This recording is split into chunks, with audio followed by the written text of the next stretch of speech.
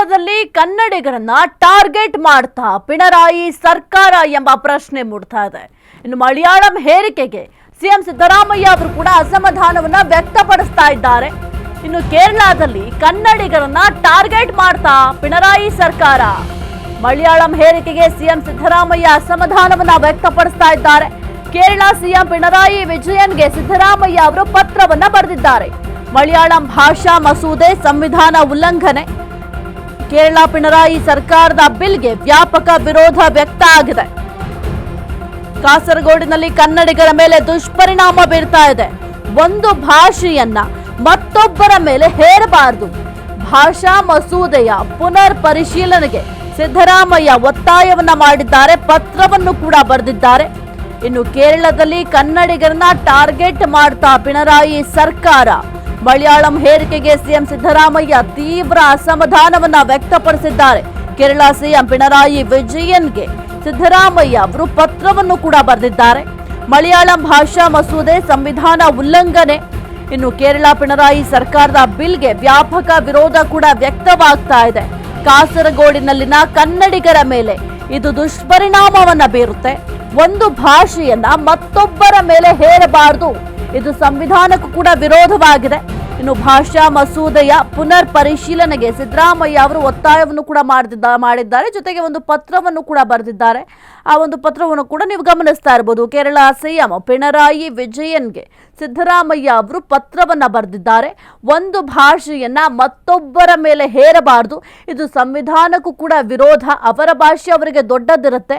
ಅದನ್ನ ನೀವು ಯಾವ ರೀತಿ ಹೇರಿಕೆಯನ್ನ ಮಾಡ್ತೀರಾ ಅಂತ ಪತ್ರದಲ್ಲಿ ಸಾಕಷ್ಟು ವಿಚಾರಗಳ ಬಗ್ಗೆ ಉಲ್ಲೇಖವನ್ನು ಕೂಡ ಮಾಡಿದ್ದಾರೆ. ಇನ್ನು ಮಲಯಾಳಂ ಭಾಷಾ ಮಸೂದೆ ಸಂವಿಧಾನ ಉಲ್ಲಂಘನೆ ಮಾಡಿದ ರೀತಿಯಲ್ಲಾಗುತ್ತೆ. ಹಾಗಾಗಿ ನೀವು ಅದನ್ನ ಪುನರ್ ಪರಿಶೀಲನೆಯನ್ನ ಮಾಡಬೇಕಾಗತ್ತೆ. ನೀವು ಇದೇ ರೀತಿ ಭಾಷಾ ಮಸೂದೆಯನ್ನ ಜಾರಿ ಮಾಡ್ತೀವಿ ಅಂತ ಅಂದ್ರೆ ಸಾಕಷ್ಟು ಜನರಿಗೆ ತೊಂದರೆ ಆಗುತ್ತೆ. ಕನ್ನಡಿಗರ ಮೇಲೆ ಇದು ಮುಖ್ಯವಾಗಿ ದುಷ್ಪರಿಣಾಮ ಬೀರುತ್ತೆ. ಇನ್ನು ಕಾಸರಗೋಡಿನಲ್ಲಿ ಏನು ಕನ್ನಡಿಗರಿದ್ದಾರೆ ಅವ್ರಿಗೂ ಕೂಡ ತೊಂದರೆ ಆಗುತ್ತೆ ಅಂತ ಆ ಒಂದು ಪತ್ರದಲ್ಲಿ ಸಾಕಷ್ಟು ವಿಚಾರಗಳ ಬಗ್ಗೆ ಉಲ್ಲೇಖವನ್ನು ಕೂಡ ಮಾಡಿದ್ದಾರೆ. ಮುಖ್ಯವಾಗಿ ಪಿಣರಾಯಿಗೆ ಕನ್ನಡದ ಕುರಿತು ಏನು ಪತ್ರ ಬರೆದಿದ್ದಾರೆ ಸಿದ್ದರಾಮಯ್ಯ ಅವರು ಅಂತ ಗಮನಿಸ್ತಾ ಇರಬಹುದು. ಕರ್ನಾಟಕ ಮತ್ತು ಕೇರಳ ನಡುವಿನ ಸಂಬಂಧ ದೀರ್ಘಕಾಲದಿಂದ ಇದೆ. ಸಂಸ್ಕೃತಿ, ಸಾಮಾಜಿಕ ಮತ್ತು ಮಾನವ ಸಂಬಂಧಗಳಿಂದ ಕೂಡಿದೆ. ಕಾಸರಗೋಡಿನಂತಹ ಗಡಿ ಜಿಲ್ಲೆಗಳಲ್ಲಿ ಮಲಯಾಳಂ ಕಡ್ಡಾಯ ಮಾಡಿದ್ದೀರಿ. ನಿಮ್ಮ ಮಲಯಾಳಂ ಭಾಷಾ ಮಸೂದೆಯ ಬಗ್ಗೆ ನನ್ನ ಕಳವಳ ಇದೆ ಅಂತ ಆ ಒಂದು ಪತ್ರದಲ್ಲಿ ಉಲ್ಲೇಖ ಮಾಡಿದ್ದಾರೆ. ಇನ್ನು ನಮ್ಮ ದೇಶದಲ್ಲಿ ಭಾಷೆಗಳು ಬಲವಂತದಿದ್ದಲ್ಲ, ಪ್ರವರ್ಧಮಾನಕ್ಕೆ ಬಂದಿಲ್ಲ. ಯಾವುದೇ ಭಾಷೆ ಆಗಿರಬಹುದು ಬಲವಂತ ಮಾಡಬಾರದು ಯಾರಿಗೂ ಕೂಡ. ಇನ್ನು ಪರಸ್ಪರ ಗೌರವ ಕೊಡಬೇಕು. ಜೊತೆಗೆ ಸಹಬಾಳ್ವೆಯ ಮೂಲಕ ಪ್ರವರ್ಧಮಾನಕ್ಕೆ ಬಂದಿದೆ. ಅದಕ್ಕೆ ಕಾಸರಗೋಡಿನಂತಹ ಗಡಿ ಪ್ರದೇಶಗಳು ಜೀವಂತ ಉದಾಹರಣೆ ಆಗಿದೆ ಅಂತ ಕೂಡ ಆ ಒಂದು ಪತ್ರದಲ್ಲಿ ಉಲ್ಲೇಖವನ್ನ ಮಾಡಿದ್ದಾರೆ.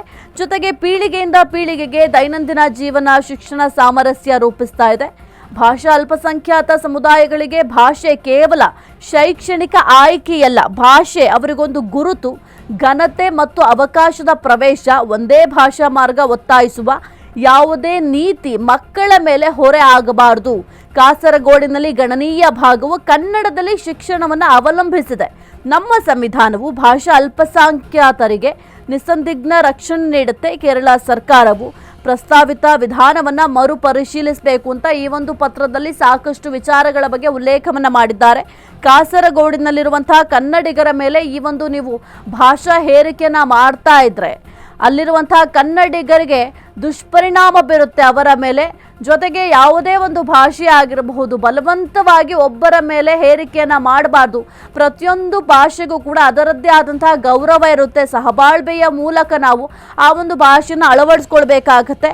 ಮಲಯಾಳಂ ಈ ಒಂದು ಭಾಷೆಯನ್ನ ಹೇರಿಕೆ ಮಾಡೋದು ಎಷ್ಟು ಸರಿ ಅಂತ ಕೂಡ ಆ ಒಂದು ಪತ್ರದಲ್ಲಿ ಉಲ್ಲೇಖವನ್ನ ಸಿದ್ದರಾಮಯ್ಯ ಅವರು ಮಾಡಿದ್ದಾರೆ. ಇದಕ್ಕೆ ಯಾವ ರೀತಿ ಉತ್ತರವನ್ನ ಕೊಡ್ತಾರೆ ಕೇರಳ ಸಿಎಂ ಪಿಣರಾಯಿ ವಿಜಯನ್ ಅಂತ ನೋಡಬೇಕಾಗುತ್ತೆ. ಸದ್ಯಕ್ಕೆ ಈ ಒಂದು ಪತ್ರಕ್ಕೆ ರೆಸ್ಪಾನ್ಸ್ ಮಾಡ್ತಾರ ಅನ್ನೋದು ಕೂಡ ಬಹಳ ಮುಖ್ಯ ಆಗುತ್ತೆ. ಈಗ ಮಲಯಾಳಿ ಭಾಷಾ ಮಸೂದೆಯೊಂದನ್ನು ತಂದಿದೆ. ಅದು ಒಂದು ಹಂತಕ್ಕೆ ಗಡಿಭಾಗದಲ್ಲಿರುವಂತಹ ಕನ್ನಡ ಶಾಲೆಗಳ ಮೇಲೆ ಏರ್ತಾ ಇರುವಂತಹ ಒಂದಿಷ್ಟು ಒತ್ತಡ ಅಂತಲೂ ಕೂಡ ಹೇಳ್ಬೋದು. ಈ ಬಗ್ಗೆ ಮಾತನಾಡೋದಕ್ಕೆ ಪ್ರಾಧಿಕಾರದ ಅಧ್ಯಕ್ಷರಾದಂತಹ ಪುರುಷೋತ್ತಮ್ ಬಿಳಿಮಲೆ ಅವರಿದ್ದಾರೆ, ಮಾತನಾಡಿಸ್ತೇನೆ. ಸರ್, ಇದು ಒಂದು ಹಂತಕ್ಕೆ ಸಂವಿಧಾನದ ಹಕ್ಕು ಕಿತ್ಕೊಂಡಂತೆ, ಗಡಿ ಭಾಗದಲ್ಲಿರುವಂತಹ ಸ್ಪೆಷಲಿ ಕಾಸರಗೋಡು ಅಂತಹ ಜಾಗಗಳಲ್ಲಿ ಕನ್ನಡಿಗರು ಇರುವಂತವರ ಮೇಲೆ ಒತ್ತಡ ಹಾಕಿದಂತೆ, ಪ್ರಾಧಿಕಾರದ ಅಧ್ಯಕ್ಷರಾಗಿ ಏನ್ ಹೇಳ್ತೀರಾ ಸರ್? ಇಲ್ಲ, ಅದು ಮಲಯಾಳವನ್ನ ಅವರು ನೋಡಿ chapter 3 use of official language ಅಂತ ಅವರ ಅಧಿನಿಯಮದಲ್ಲಿ ಅದರ 6ನೇ ಪಾಯಿಂಟ್ಸ್ ಅಲ್ಲಿ ಮಲಯಾಳವನ್ನ ಕಂಪಲ್ಸರಿ ಮಾಡಿದ್ದಾರೆ. 1ನೇಯಿಂದ 10ನೇ ಕ್ಲಾಸಿನವರೆಗೆ ಕಂಪಲ್ಸರಿ ಮಾಡಿದ್ದಾರೆ. ಇದು ತಪ್ಪು. ಇದು ತಪ್ಪು ಯಾಕೆಂತಂದ್ರೆ ಇವತ್ತು ಎಲ್ಲಾ ರಾಜ್ಯಗಳಲ್ಲಿ ಕೂಡ ಅಲ್ಪಸಂಖ್ಯಾತರು ಇರ್ತಾರೆ ಮತ್ತು ಕೇರಳದಲ್ಲಿ ಅದು ಬಹಳ ಮುಖ್ಯವಾಗಿ ಕಾಸರಗೋಡಲ್ಲಿ ಹೆಚ್ಚಿನ ಅಲ್ಪಸಂಖ್ಯಾತರು ಇದ್ದಾರೆ. ಯಾಕೆ ಅಂತಂದ್ರೆ ಚಾರಿತ್ರಿಕವಾಗಿ ಘಟಿಸಿ ಹೋದ ಒಂದು ತಪ್ಪು ಅದು. ಯಾಕೆ ಕಾಸರಗೋಡು ಕೇರಳಕ್ಕೆ ಸೇರಿತು ಎಂಬುದರ ಬಗ್ಗೆ ನನಗೆ ಯಾವ ಐಡಿಯಾ ಕೂಡ ಇಲ್ಲ. ನಾನು ತುಂಬಾ ಯೋಚನೆ ಮಾಡಿದ್ದೇನೆ. ಈಗಲೂ ಕೂಡ 100ಕ್ಕೆ 92-93% ಅಲ್ಲಿಯ ಪದಗಳು, ಅಲ್ಲಿಯ ಊರಿನ ಹೆಸರುಗಳು, ಅಲ್ಲಿಯ ದೇವಸ್ಥಾನಗಳು, ಅಲ್ಲಿಯ ದೈವಗಳು, ಅಲ್ಲಿಯ ಲೇಖಕರು ಕನ್ನಡಿಗರೇ ಇದ್ದಾರೆ. ಇಂಥ ಒಂದು ಪರಿಸ್ಥಿತಿ ಇರುವಾಗ ಅಲ್ಲಿ ಕನ್ನಡವನ್ನು ಸಂರಕ್ಷಿಸುವಂತ ಜವಾಬ್ದಾರಿಯನ್ನ ಸರ್ಕಾರ ತಗೊಳ್ಬೇಕು, ಕೇರಳ ಸರ್ಕಾರ ತಗೊಳ್ಬೇಕು. ಅದು ಏನು ಈ ಅಧಿನಿಯಮ ತಂದಿದೆಯಲ್ಲ ಅದರಲ್ಲಿ ಅದನ್ನು ಸೇರಿಸ್ಬೇಕು, ಬಹಳ ಸ್ಪಷ್ಟವಾಗಿ ಸೇರಿಸ್ಬೇಕು. ಆದ್ದರಿಂದ ಈ 6 ಏನಿದೆ ತಂದಿದ್ದು ಡ್ರೆಕೋನಿಯನ್ ಅಂತ ಹೇಳ್ತೀವಲ್ಲ ನಾವು, ಆ ಥರದ ರೂಲ್ ಅದು. ಅದನ್ನ ಅವರು ಸೂಕ್ತ ಬದಲಾವಣೆ. ಮಲಯಾಳ ಈಗ ಕೇರಳದವರಿಗೆ ತಮ್ಮ ರಾಜ್ಯದ ಭಾಷೆಯಾದ ಮಲಯಾಳವನ್ನ ಕಲೀರಿ ಅಂತ ಹೇಳುವ ಹಕ್ಕು ಇದೆ. ನಾವು ನಮ್ಮ ರಾಜ್ಯದಲ್ಲಿರುವವರಿಗೆ ಕನ್ನಡ ಕಲಿಬೇಕು ಅಂತ ಹೇಳ್ತೀವಲ್ವಾ, ಹಾಗೆ ಅವರು ಕಲಿಬೇಕು ಅಂತ ಹೇಳ್ತಾರೆ ನಮಗೆ. ಹಾಗಾಗಿ ಈಗ ಕಾಸರಗೋಡಿನಲ್ಲಿರುವ ಎಲ್ಲ ಕನ್ನಡಿಗರು ಕೂಡ ಮಲಯಾಳ ಮಾತಾಡ್ತಾರೆ. ಆದರೆ ಅವರ ಮಾತೃಭಾಷೆಯಾದಂಥ ಕನ್ನಡಕ್ಕೆ 10ನೇ ಕ್ಲಾಸಿನವರೆಗೆ ಓದುವುದಕ್ಕೆ ಅವಕಾಶ ಇರುವುದು ಮಾತ್ರ ಅಲ್ಲ, ಎಷ್ಟೋ ಬಾರಿ ಕಾನೂನಲ್ಲಿ ಅವಕಾಶ ಇರ್ತದೆ, ಟೀಚರ್ಸ್ಗಳನ್ನು ಕೊಡಲ್ಲ, ಫೆಸಿಲಿಟೀಸ್ ಕೊಡಲ್ಲ, ಅವು ತಾನೇ ಮುಚ್ಚಿ ಹೋಗುವಾಗ ಮಾಡ್ತವೆ. ಅದು ಮಾಡಬಾರ್ದು. ಅದರಿಂದ ಕೇರಳ ಸರ್ಕಾರ ಅಲ್ಲಿ ಸೂಕ್ತವಾಗಿ ಅಗತ್ಯವಿರುವಷ್ಟು ಅಧ್ಯಾಪಕರನ್ನು ಕೊಡಬೇಕು, ಶಾಲೆಗಳಿಗೆ ಸರಿಯಾದ ಫೆಸಿಲಿಟೀಸನ್ನು ಕೊಡಬೇಕು. 10ನೇ ಕ್ಲಾಸಿನವರೆಗೆ ಕನ್ನಡವನ್ನು ಓದುವವರಿದ್ದರೆ, ಓದದವರು ಇಲ್ಲದಿದ್ದರೆ ಏನು ಮಾಡ್ತೀರಾ ನೀವು? ಮಾಡೋಕ್ಕಾಗಲ್ಲ. ಆದರೆ ಕೇರಳದಲ್ಲಿ ತುಂಬ ಓದುವರಿದ್ದಾರೆ. ಅದಕ್ಕೆ ಈ 6ನೇ ಅಂಶ ಏನಿದೆ ಅದಕ್ಕೆ ತಿದ್ದುಪಡಿಯನ್ನು ತಂದು ಎಲ್ಲರೂ ಓದಿ ಎಕ್ಸೆಪ್ಟ್ ಮೈನಾರಿಟಿ ಲ್ಯಾಂಗ್ವೇಜ್, ಈ 2 ಲ್ಯಾಂಗ್ವೇಜಸ್ ಜಾಸ್ತಿ ಇದೆ ಅಲ್ಲಿ. ಒಂದು ಕನ್ನಡ ಜಾಸ್ತಿ ಇದೆ, ತಮಿಳರು ಜಾಸ್ತಿ ಇದ್ದಾರೆ. ಯಾಕಂದರೆ ಅದು ಆರಂಭದಲ್ಲಿ ನೀವು ಕೇರಳ ಫಾರ್ಮ್ ಆಗಲಿಕ್ಕೆ ಮೊದಲು ತಮಿಳುನಾಡಿನ ಭಾಗವೇ ಆಗಿತ್ತು. ಆದ್ದರಿಂದ ತುಂಬ ತಮಿಳರಲ್ಲಿ ಇದ್ದಾರೆ. ಸೊ ಈ ಕಾರಣದಿಂದ ತಮಿಳು ಮತ್ತು ಕನ್ನಡಕ್ಕೆ 10ನೇ ಕ್ಲಾಸಿನವರೆಗೆ ಓದಲಿಕ್ಕೆ ಅವ್ರಿಗೆ ಅವಕಾಶ ಕೊಡಬೇಕು. ಈಗ ಬೇರೆ ರಾಜ್ಯದವರು ನಮ್ಮ ರಾಜ್ಯದಲ್ಲಿರುವಂತಹ ಸಮಸ್ಯೆಗಳಿಗೆ ಮೂಗು ತೂರಿಸುವಂತಹ ಕೆಲಸಗಳಾಗ್ದು. ಉದಾಹರಣೆ ಕೋಗಿಲು ಕ್ರಾಸ್ ವಿಚಾರವಾಗಿ ಇದೇ ವೇಣುಗೋಪಾಲ್ ಅವರು ಮಧ್ಯ ಬಂದ್ರು, ಮಾತನಾಡಿರು, ತಕ್ಷಣವೇ ಅದು ಬೇರೆ ರೀತಿ ಆದ್ರೂ ಕೂಡ ಕನ್ನಡ ಅನ್ನುವಂತಹ ವಿಚಾರ ಬಂದಾಗ ಇದೀಗ ವೇಣುಗೋಪಾಲ್ ಮಧ್ಯಸ್ಥಿಕೆ ಮಾಡಲಿ, ಯಾಕೆ ಮಾಡ್ತಿಲ್ಲ ಅನ್ನುವಂತ ಪ್ರಶ್ನೆ ಕೂಡ ಎದ್ದಿದೆ ಸರ್. ಸರಿ, ಅದು ನೀವು ವೇಣುಗೋಪಾಲ್ರನ್ನು ಕೇಳಬೇಕು. ನನಗೆ ಅವರ ಅಧಿಕಾರದ ಅಧ್ಯಕ್ಷರಾಗಿ ಕನ್ನಡ ಅಸ್ಮಿತಾ ಅಂತ ನಾವು ಮಾಡುವ ಕೆಲಸ ಮಾಡ್ತೇವೆ. ನಾವು ವೇಣುಗೋಪಾಲ್ಗೂ ನೀವು ಹೇಳಿದ ಒಳ್ಳೇದಾಯ್ತು. ವೇಣುಗೋಪಾಲ್ರಿಗೂ ಪತ್ರ ಬರಿತೀವಿ ನಾವು. ಅವರು ರಾಜ್ಯದ ಉಸ್ತುವಾರಿ ಸಚಿವನ ಇದೆ, ಅವ್ರಿಗೆ ನಾವು ಬರಿತೀವಿ.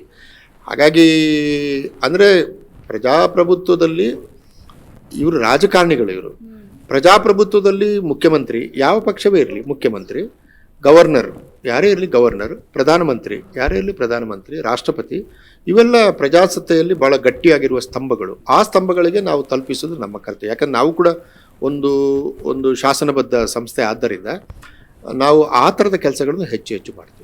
Thank you so much. ಇದಿಷ್ಟು ಡಾಕ್ಟರ್ ಪುರುಷೋತ್ತಮ್ ಬಿಳಿಮಲೆ ಅವರ ಮಾತು. ಅಸ್ಮಿತೆ ಅನ್ನುವಂತಹದ್ದು ಬಂದಾಗ ಒಟ್ಟಾಗಿ ನಿಲ್ಬೇಕು, ಕನ್ನಡವನ್ನ ಉಳಿಸುವಂತಹ ಕೆಲಸ ಪ್ರಾಧಿಕಾರ ಮಾಡುತ್ತೆ ಅನ್ನುವಂತಹದ್ದು ಅವರ ಮಾತಾಗಿತ್ತು. ಕ್ಯಾಮ್ರಾಮನ್ ಗಂಗಾಧರ್ ಜೊತೆ ದೀಪಾ ಕುಕ್ಕುವಾಡ, ಅಶ್ವವೇಗ ನ್ಯೂಸ್, ಬೆಂಗಳೂರು.